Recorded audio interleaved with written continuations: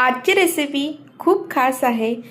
ते का तर मी तुम्हाला पुढे व्हिडिओमध्ये सांगते, तर व्हिडिओ शेवटपर्यंत नक्की बघा। चला सुरुवात करूया रेसिपीला। आज या भाजीसाठी मला स्पेशल कॉल आलेला माझ्या फ्रेंडचा। ती बालपणीची मैत्रीण आहे, तर तिने मला सांगितलं की आज तू मला टोमॅटोची भाजी किंवा चटणी याची रेसिपी नक्की शेअर कर। तर तिच्यासाठी ही रेसिपी आहे। तर चला सुरुवात करूया रेसिपीला।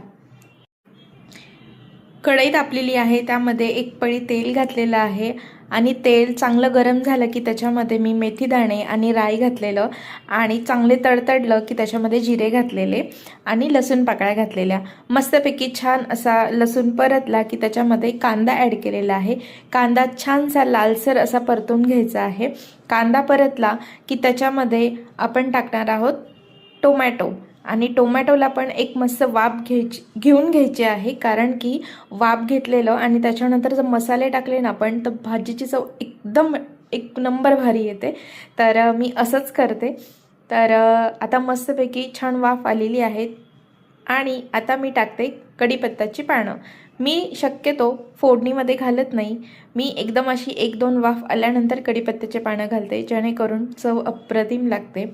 आता आपली छान भाजी तयार होत आहे आणि आता आपण त्याच्यासाठी गूळ टाकणार आहोत। तुम्ही साखर देखील टाकू शकता।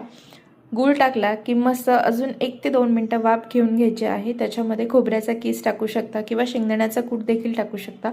तर मी शेंगदाण्याचा कूट टाकलेला आहे आणि चवीनुसार मीठ देखील टाकलेलं आहे भाजीमध्ये। तर आता मस्त 1 ते 2 मिनटं भाजी शिजत ठेवलेली आहे। मस्त भाजी छान तयार आहे आणि वरून कोथिंबीर पेरलेली आहे। थँक्यू। जर ही तुम्हाला रेसिपी आवडली असेल तर नक्की तुमची प्रतिक्रिया मला कळवा। थँक्यू।